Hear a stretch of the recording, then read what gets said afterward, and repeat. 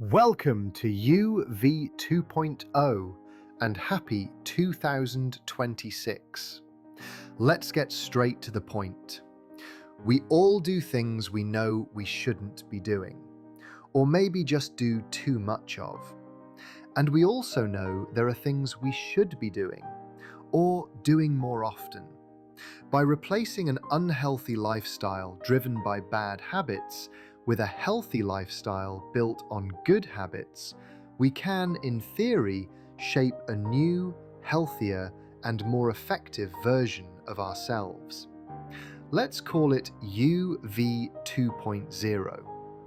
On this channel, I'll be the guinea pig as I introduce one weekly change aimed at creating a healthier life, physically, mentally, financially, and organizationally. Each week, I'll apply that change to my own life and closely monitor the results. I've identified 40 areas I want to focus on and improve. Every week, I'll introduce one of them, explain why it matters, and share what happens when I put it into practice. I'll track my successes and failures daily. And to put some real pressure on myself, I'll pay $1 into a jar every time I fail to follow my own advice. You, as the audience, can recommend which charity the weekly total should be donated to. If there are no suggestions, I'll most likely donate it to a cat charity, because I like cats. If more than one charity is recommended in the comments, I'll draw one from a hat. In other words, if my first task is to make sure I hydrate daily, and I fail to drink my recommended amount of water on a particular day, then $1 goes into the charity jar. Synergy. I'll also subjectively track my weekly progress across 10 different benchmarks to see whether these small changes create a real, noticeable difference in my life. Along the way, I'll analyze whether there are any synergy effects across those 10 benchmarks. For example, will a simple change in one area of my life eventually filter through and improve some of the other 9? Subjective weekly scoring of areas: physical health, energy level, work satisfaction, financial health, life excitement, organizational health, social health, digital health, project health, mental health. So what's my personal reason for wanting to create a me V2.0? At 193 centimeters and 108 kilograms, 238 pounds, I currently have a BMI of 29, which places me in the overweight category. Based on my build, I'm naturally heavier and still have some muscle left over from years of playing sports. Research suggests a healthy weight range for me would be somewhere between 82 and 100 kilograms, 180 to 220 pounds. I've decided to set my target weight at 95 kilograms, 209.5 pounds. That would put me at a BMI of around 25.5, and that's the goal I'll be working toward. Some facts to put this into perspective. On the BMI scale, anything below 18.5 is considered underweight, and anything over 25 is considered overweight. That said, BMI is not an exact science. It doesn't differentiate between different types of body composition, such as muscle versus fat.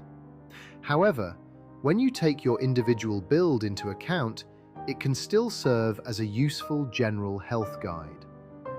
Another important factor for me is my cholesterol level, which is currently 6.5 millimoles per liter. That puts me at an increased risk of cardiovascular disease.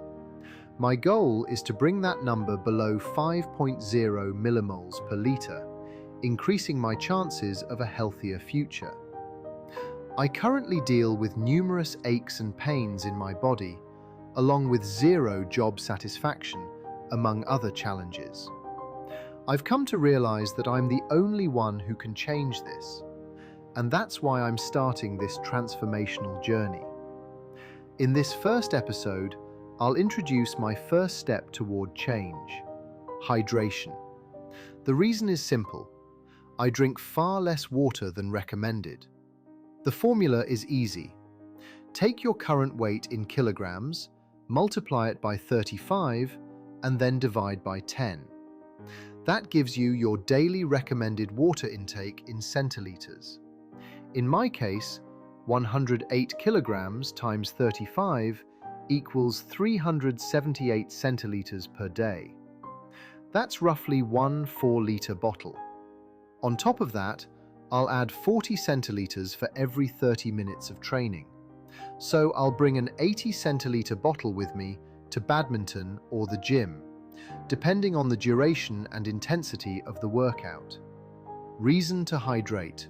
Hydration is vital because water is essential for nearly every bodily function, from regulating body temperature and lubricating joints, to transporting nutrients, aiding digestion, and flushing out waste.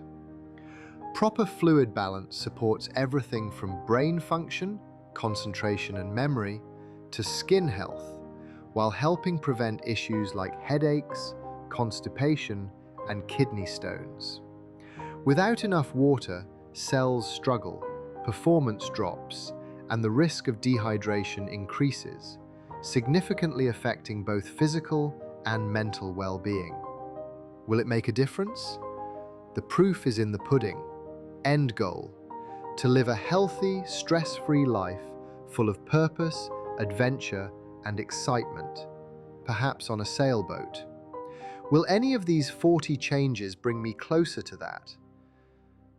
The only way to find out is to give it a go.